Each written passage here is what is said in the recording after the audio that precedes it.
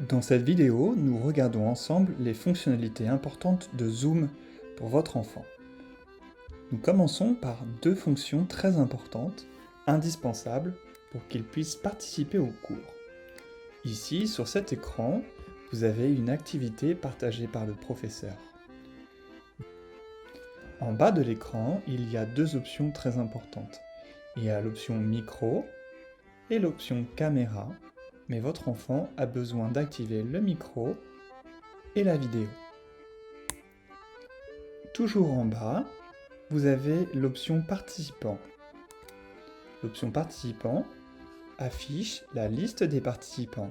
Ici, Wonjun, l'étudiant, et le professeur qui anime la classe. Ce panneau participant permet à Wonjun de lever la main. S'il clique sur lever la main, ici à côté de son nom il y a une main levée.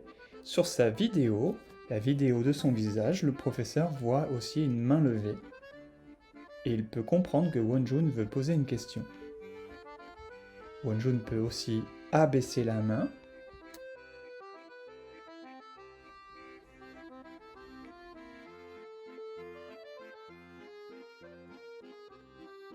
Troisième fonctionnalité importante, c'est la fonctionnalité converser.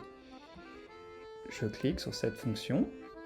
Vous voyez ici, sur la droite de la fenêtre, il y a une barre de chat. Je peux choisir de sélectionner le professeur ou d'écrire à tout le monde.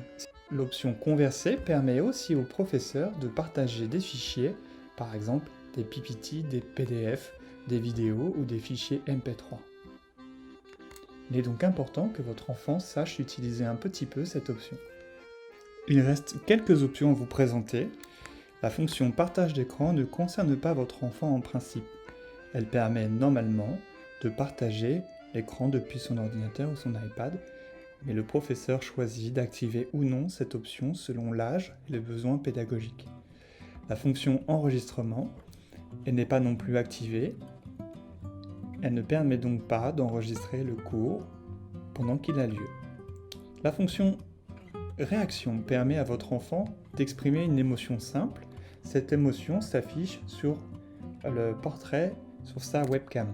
Dernière fonction très importante, elle se trouve cette fois tout en haut de la fenêtre Zoom.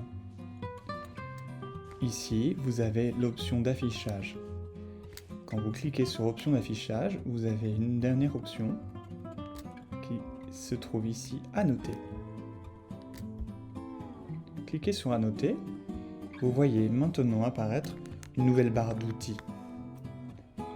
Elle permet à votre enfant de dessiner, utiliser des petites marques comme flèche, cœur ou étoile. Il peut, s'il y a un problème, utiliser la gomme pour effacer seulement ces marques. Il peut choisir la taille, la couleur de ce qu'il écrit. Et s'il le souhaite, lui-même, il peut enregistrer ce qu'il y a sur... Encore une fois, cette option très importante se trouve dans les options d'affichage en haut de la fenêtre Zoom. Cliquez sur option d'affichage, puis annoter. Vous retrouvez la barre d'outils qui permet d'annoter tous les documents, les PDF, les PPT, les sites internet, etc. Le professeur peut choisir d'activer ou de désactiver cette option selon les besoins. Voilà pour ce tour d'horizon des fonctions importantes de Zoom. Merci beaucoup et à bientôt.